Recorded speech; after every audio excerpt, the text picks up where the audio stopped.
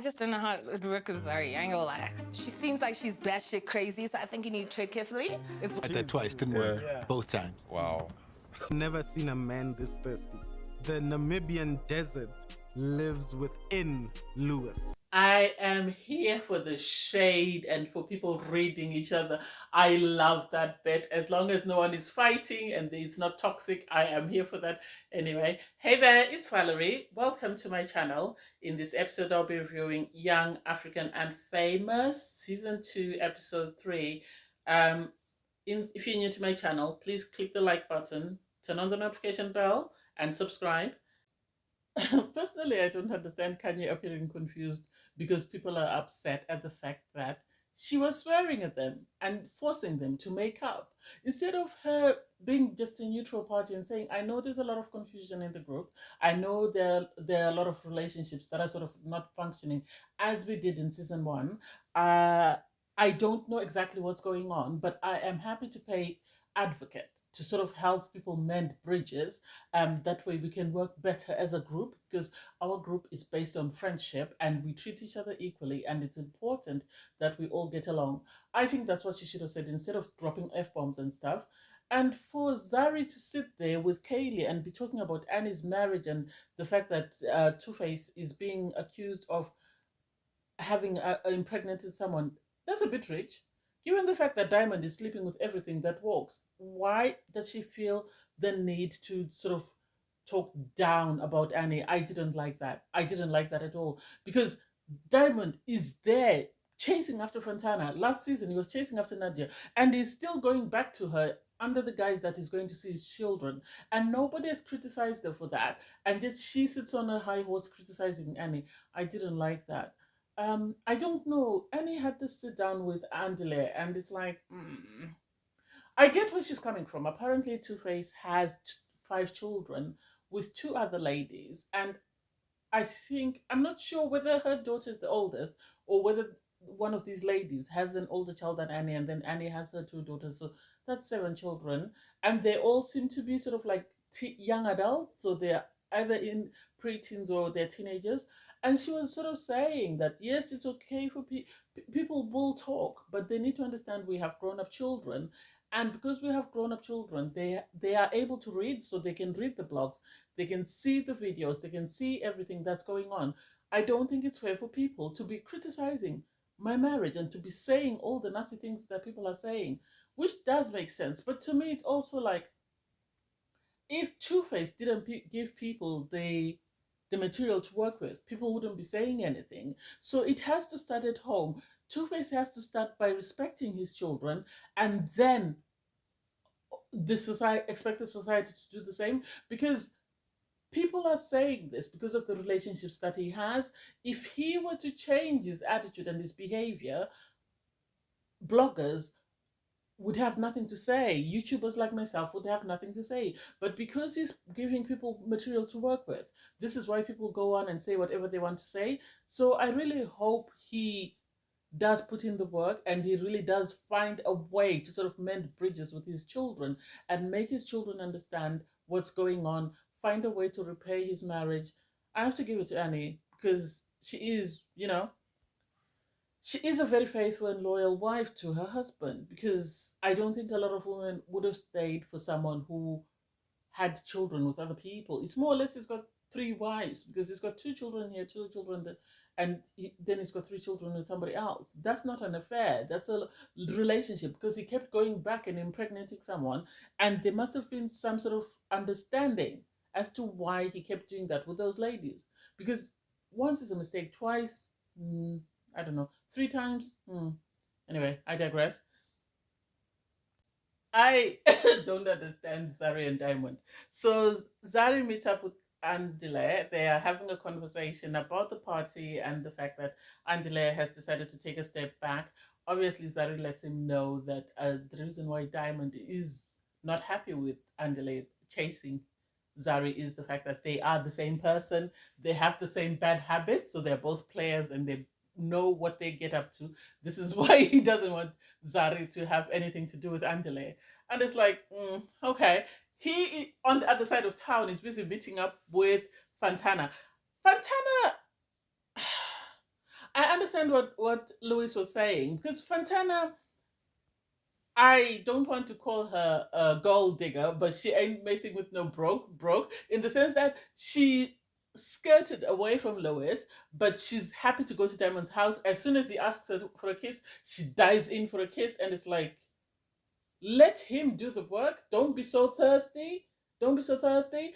I don't know whether she's making out with Diamond because she likes Diamond, or she's just after the attention she'll get as being linked to Diamond, because this is all everyone is going to talk about. The fact that she had an affair with Diamond. She went to Diamond's house. He took her upstairs, and I don't know what happened upstairs. Oh, we can only imagine. And so I don't know why she's chosen to do that, because one would have expected her to go on the show and promote her music. When Diamond asked her to come to his place, she should have said, no, let's meet in the studio. Let's talk about the music. Let's do a song together, to try and put herself out there. Because even in the studio, she was flirting with Diamond. She comes to Diamond's house. The first thing he does is he sort of says something negative about Zari, in the sense that he reveals that Zari wants to have another child with him via surrogate. And then soon after, he's asking her to kiss him. And she just goes in for a kiss. And it's like, I don't even want to describe the kiss. And then the next thing, he asks her to go upstairs. And she doesn't even say no. She doesn't even hesitate. She runs upstairs, and it's like, why? Why are you so thirsty, young lady? Why? I don't know how I feel about Two-Face. How dare he say, oh, I've decided to come with the girls to see their mom because she's going through a lot. And it's like, she's going through a lot because of you. If you were not there, she would not be going through a lot. She's going through a lot because of allegations against you that you impregnated someone. So you are the one at fault. You can't make it seem like you're here to cheer her up because she's struggling with something else, as though you have no idea what she's struggling with. I didn't like that. So then the boys meet up for basketball. ANDILE, Louis, Naked, and Swanky. And Louis is very thirsty. He is very thirsty. Instead of him coming into the group and sort of sitting back and sort of seeing what's going on as a man, and then sort of picking up once he's found his place in the group, he's picking bones with ANDILE, saying, oh, you know, you ruined my moment. You were busy screaming and swearing at Kanye. And it's like, Kanye's the one who started. It wasn't ANDILE. ANDILE was just responding to the comment that Kanye made. And for you to start picking at it and say you ruined my moment, he didn't know you had a moment there. Kanye knew you had a moment. She's the one who told you to come in and make a toast. If you have any beef, take your beef to Kanye and leave ANDILE alone. At this, I have to support ANDILE. And then Swanky comes up in a blanket, and it's just like, why? Why? I didn't understand the fashion statement. And I like the fact that Naked said, Swanky's wearing Paris meets Nigeria meets Lesotho. You can't make sense of the style. And it's like, oh, it's a bit too much. I would have just liked him to come in the basketball shorts and maybe a t-shirt or something. He didn't need all the whatever swanky he was wearing. But anyway, I digress.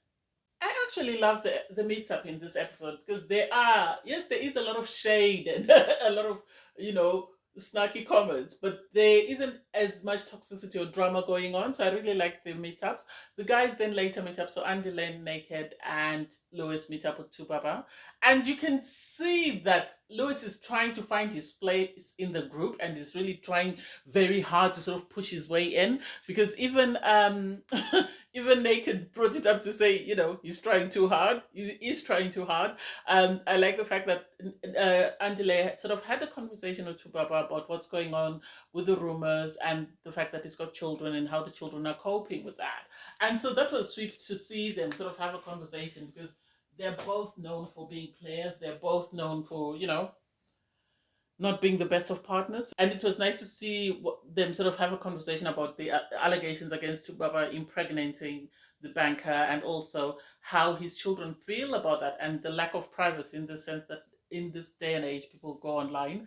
And then when Naked arrives, ANDILE shades his trousers to say, how dare he wear leather pants? And it's like, well, he's dating a young lady, so he needs to be a bit more hip. He can't dress like an old man, because then she's going to be put off. And he had to call him out and say, oh, maybe Kaylee's dressing him. And it's just like, oh, please don't. He's your friend. Be nice to him. And the girls met up. So Fantana and Bonga met up with Swanky. I think because Kanye doesn't want anything to do with Bonga. And so I think this is why they're meeting up with Swanky, because Swanky is the one who introduced her to the group. I know she was there at the sip and paint, but they really didn't have a conversation with Kanye. And before they meet up with Swanky, Fantana reveals that she, kissed Diamond, but she doesn't want Swanky to find out as yet. And Bonga, I thought she was good because she said, "Oh, I won't say anything until she reveals it." And then as soon as they sit down with Swanky, "Oh, your friend kissed Diamond," and it's like, why, why did you have to do that? Why do you have to be so messy? It's just I don't know. I think the new people saw how the show did last season, and so they're struggling to find their places in this sort of show in season 2. And I think this is why they're trying to be in the mix of whatever is going on with everybody else. This is why they're trying to create drama of their own. Why Fantana is going so hard after Diamond, and why Lewis is trying to insert himself in everybody else's drama. And then Swanky reveals that Lewis has been telling everybody that, he knows Bonga. He tried to arrange an event and he forgot to book her accommodation, so she went back home, and she is sort of taken aback as to, who is this guy? I don't know him. How dare he make these allegations against me? And it's like, well, when you do meet up, you can have a conversation with him and iron out whatever differences you have. But anyway, I digress. Thanks, guys, for watching. Please don't forget to like, share, comment, and subscribe. See you in the next episode.